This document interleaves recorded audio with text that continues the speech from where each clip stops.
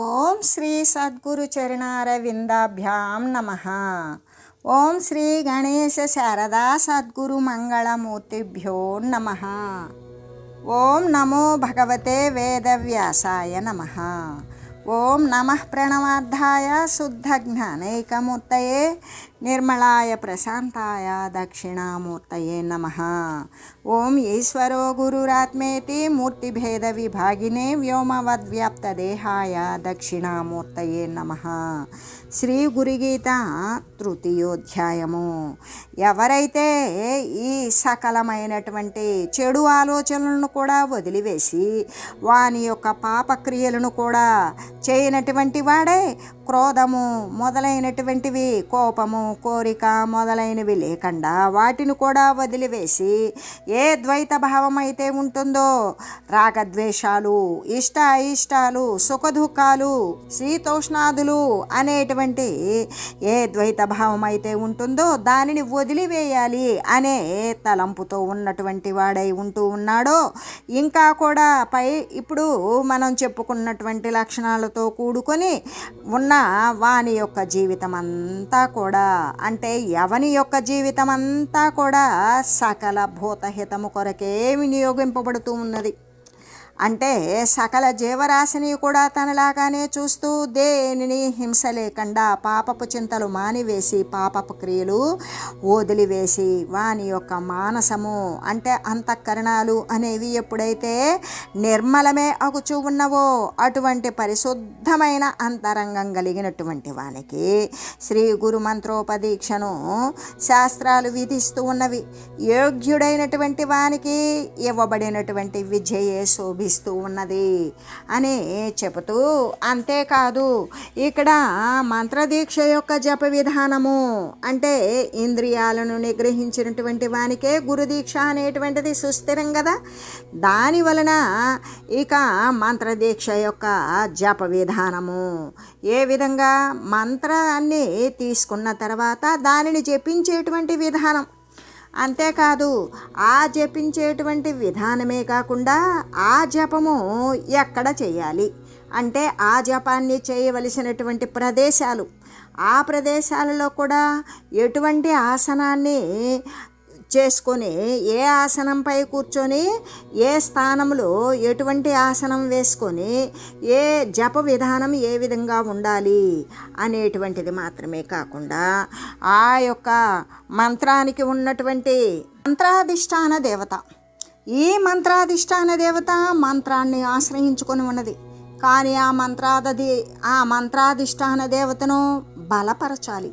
ఏ విధంగా ఎల్లవేళలా కూడా ఎవడు మననం చేయగలుగుతాడో అప్పుడు పరిపుష్టి కలిగినటువంటి ఆ మంత్ర చైతన్యం అనేటువంటిది ఉత్పన్నమవుతుంది.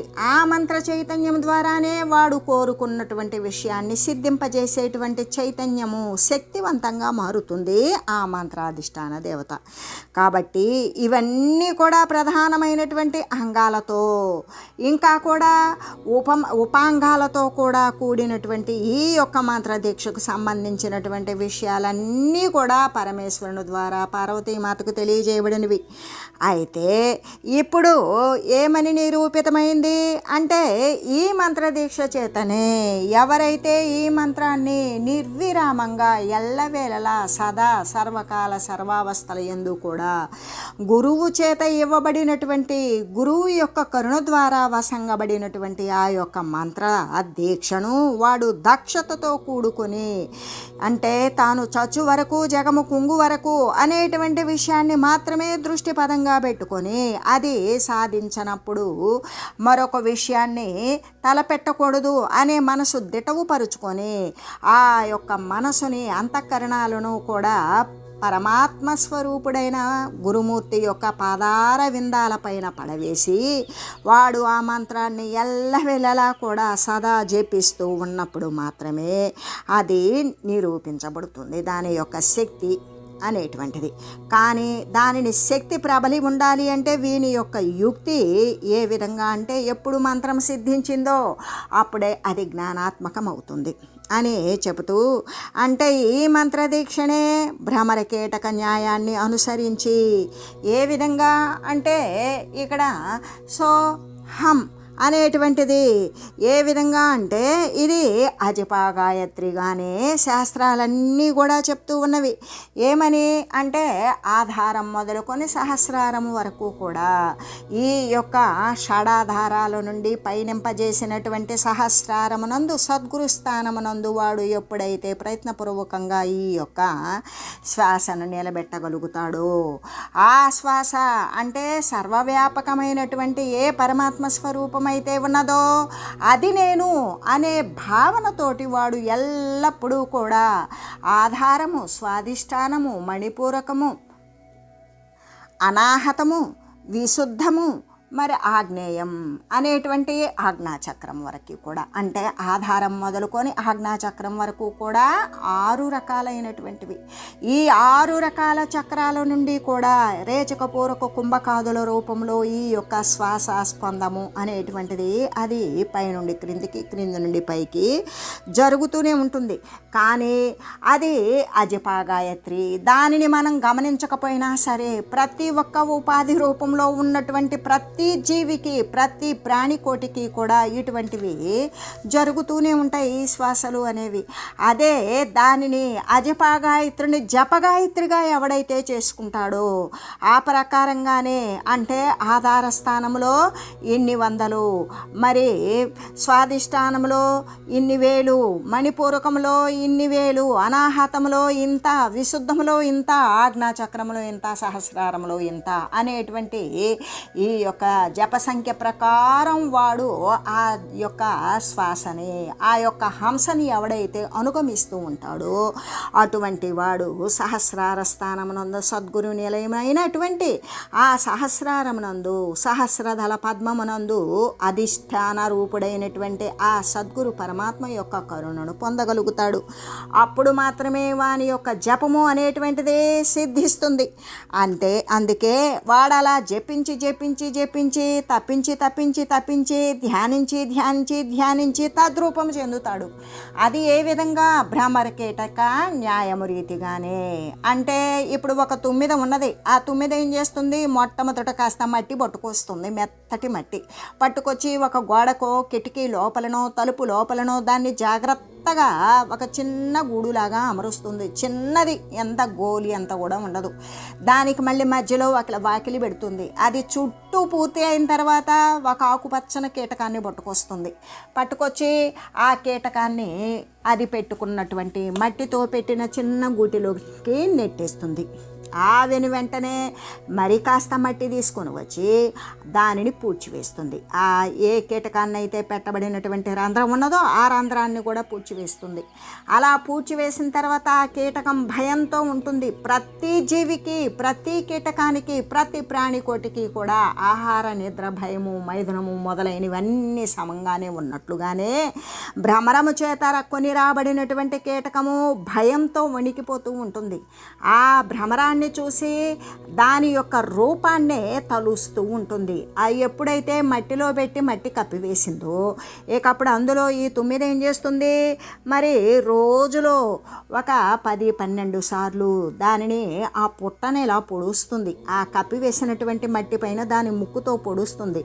దానిని జపిస్తూ దాని రూపాన్నే గుర్తిస్తూ అది పొడిచేటువంటి మట్టి యొక్క కదలికకి అది భయపడుతూ ఎల్లవేళలా నిరంతరంగా తనను తీసుకొని వచ్చినటువంటి తుమ్మెదను స్మరించి భయంతో ధ్యానించి జపించి అది చిట్ట చివరకు ఏ విధంగా రూపాంతరం చెందుతుంది అంటే తనను తీసుకొని వచ్చినటువంటి భ్రమరం ఏ విధంగా ఉంటుందో అటువంటి రూపాన్ని పొంది పుట్టబగలగొట్టుకొని బయటకు వస్తుంది.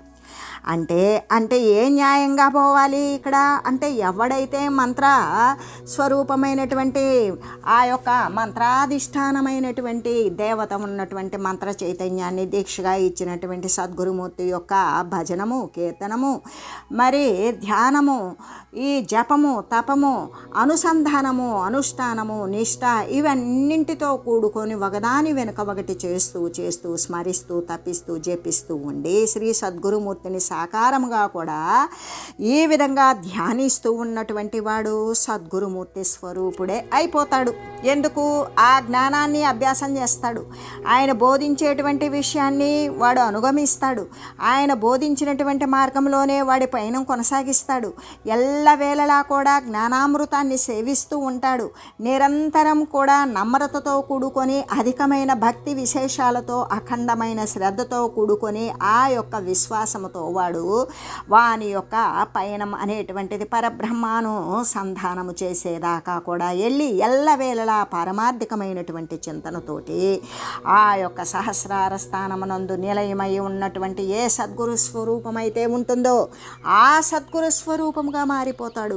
ఏ విధంగా? భ్రమర కీటక న్యాయముగానే ఆ భ్రమరం తీసుకొచ్చిన కీటకం తన రూపు చెందేలాగా చేసినట్లుగానే సద్గురుమూర్తి కూడా మంత్రదీక్షణ ఇచ్చి ఆ యొక్క సత్శిష్యుణ్ణి తన రూపుగానే చేస్తాడు. అక్కడ తన రూపు చేయటంలో సద్గురువుని పాత్ర ఎంత ఉంటుందో సత్శిష్యుని పాత్ర కూడా అంతే ఉంటుంది అని చెబుతూ, ఇంకా కూడా ఈ అజపాగాయత్రి అంటే దానిని అనుగమించేటువంటి వాళ్ళు జపగాయత్రి, దానిని జపిస్తూ మరీ కూడా దానిని అనుగమిస్తూ ఉంటారు. ఈ విధంగా 24 గంటలకు 21,600 సార్లు ఈ విధంగా జపము అనేటువంటిది మనం అనుసరించకపోయినా, మనం గుర్తించకపోయినా అటువంటి శ్వాస రేటు అనేటువంటిది కొనసాగుతూనే ఉంటుంది. ఈ యొక్క ఆధారం మొదలుకుని సహస్రారం వరకు, అంటే ఇక్కడ వరకే. ఏ విధంగా? ఆజ్ఞాచక్రం వరకు మాత్రమే జరుగుతూ ఉంటుంది. కానీ ఆజ్ఞాచక్రానికి తీసుకెళ్ళి శ్వాసను నిలబెట్టగలిగాడా వాడు ఈ యొక్క అంటే ఊర్ధ్వగమనమైనటువంటి ఆ హంసగమనాన్ని అనుసరించినటువంటి పరబ్రహ్మతత్వాన్ని వాడు పొందడానికి సహస్రార స్థానానికి వాడే తీసుకుని వెళ్తాడు ప్రయత్నపూర్వకంగా. అటువంటి వాడు మాత్రమే ఆ పరమాత్మ స్వరూపమైనటువంటి సద్గురు స్థానాన్ని పొందగలుగుతాడు. అంటే వాడు గుర్తించినా, వాడు ఎరుగగలిగినా, వాడు ఎరుగకపోయినా, వాడు అనుసరించకపోయినా అజపాగాయత్రి అనేటువంటిది జరుగుతూనే ఉంటుంది. ఆ జపము మనం గుర్తించకపోయినా జరిగినప్పుడు మాత్రమే శరీరం నిలిచి ఉంటుంది. అది జరగలేదో శరీరం పతనమైపోతుంది అని చెబుతూ, ఈ జప విధానము అనేటువంటిది 3 రకాలుగా ఉన్నది. అది ఏమేంటి అంటే, ఇక్కడ జపము అంటే ఉత్తమం మానసం, జాప్యముపాంసర్మధ్యమం, స్మృతం, అధమం వాచకం, ప్రాహురు సర్వమంత్రేషు వైద్విజాహ. అంటే ఇక్కడ ఏమైనది అంటే 3 రకాలైనటువంటి జప విధానాలు కదా. అన్నింటికంటే కూడా ఉత్తమమైనటువంటి జపం ఏంటి? మనము జపించకపోయినా దానంతటకు అది జరిగిపోయేటువంటి జపాన్ని మానసికంగా ఎవరైతే అనుసరిస్తూ ఉంటారో అది ఉత్తమమైన ఉన్నతమైనటువంటి జపం. అంటే మనసుతో చేసేటువంటి మంత్రజపం. అంతేకాదు ఉపాంసు అంటే పెదవులతో చేస్తారు కొంతమంది, చిన్నగా లోపల చేస్తూ ఉంటారు. అంటే పెదవులు కదలకపోయినా పెదవులతోనే చేస్తూ ఉంటారు. అటువంటిది ఉపాంసు అనేటువంటిది. ఆ మంత్రజపం ఏంటి? మధ్యమ రకమైనది. అంటే ఉన్నతమైనటువంటి దానికి వచ్చినంత త్వరితమైనటువంటి జ్ఞానం ఈ యొక్క మధ్యమమైనటువంటి పెదవులతో చేయబడేటువంటిది. ఏ విధంగా అంటే పెదవులతో చేయబడేటువంటి మంత్రదీక్ష ఒకంత బయటకు వెళ్ళిపోతుంది. ఈ విధంగా మరి ఈ మూటిల్లో 3వ రకం ఏంటి? అధమం వాచకం. ఇంకా కొంతమంది పెద్దగా చేస్తూ ఉంటారు. ఏదైనా ఒక అష్టాక్షరి కానీ ఓ పంచాక్షరి కానీ లేదా శ్రీ గురుదేవుని ముఖార విందంగా ఇవ్వబడినటువంటి దీక్షను పెద్దగా చేస్తూ ఉంటారు జపమాలలో పట్టుకొని. ఆ విధంగా చేసేటువంటిది అధమమైన జ్ఞానం. ఏదో పూజలు పునస్కారాలు రోజువారీ దేవాలయాలకు వెళ్ళి చేసేటువంటి వారికంటే ఇది ఒకంత గొప్పదే. కానీ అంటే ఈ పూజలు పునస్కారాలు నోములు వ్రతాలు చేసేవారి కంటే కూడా ఈ యొక్క వాచికమైనటువంటి జపము కొంత హెచ్చే. అయినా కూడా ఈ రెంటికంటే అది తక్కువే కదా. ఏది? మానసికంగా చేసేదానికంటే పెదవులతో చేసేదానికంటే పెదవులు కదలక జిహ్వతోనాత్మ జపించిన తారక మంత్రం ఇది. ఏ తారకాన్నైతే బోధించారో ఆ తారకము అనేటువంటిది పెదవులను కూడా కదిలించకుండా కేవలం మనసు మాత్రమే దానిని అనుసరిస్తూ ఉండేటువంటి జపమే నిజమైనటువంటి తారకం. అంటే తన రకాన్ని తెలిపేది. తన రకం ఏంటి అంటే తన రకం పరమాత్మ రకమే. ఇంకా తను పరమాత్మ కంటే భిన్నమైన రకం కాదు.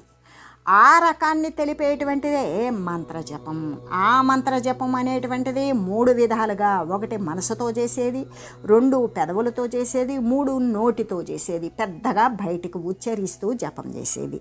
ఈ 3లో కూడా ఉత్తమోత్తమం అనేది మానసికమైనటువంటి జపం.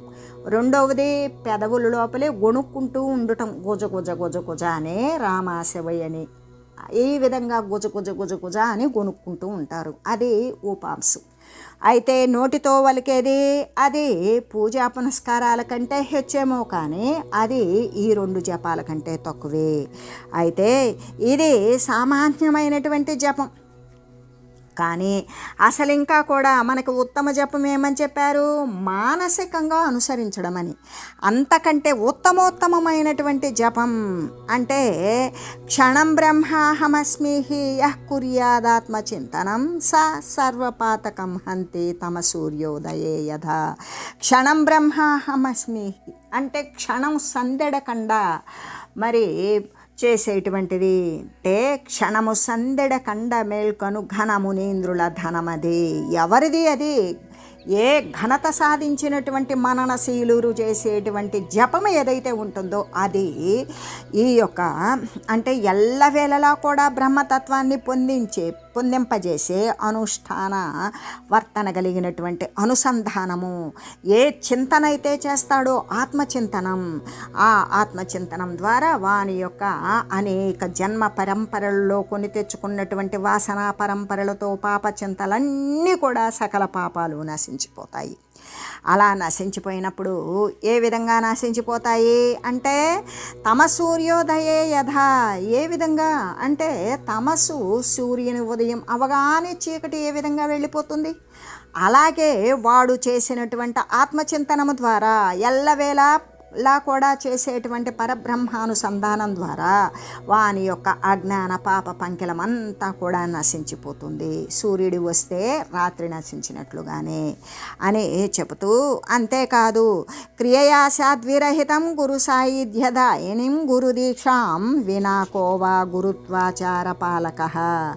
అంటే ఇప్పుడు గురు మంత్రదీక్షణ గురించినటువంటి విషయాన్ని గురించి తెలియజేశారు కదా. ఇంకా ఇప్పుడు అసలు గురుదీక్ష అంటే ఏంటి? జీవ బ్రహ్మైక్య రూప జ్ఞాన దీక్షని ఇవ్వడమే అవుతుంది.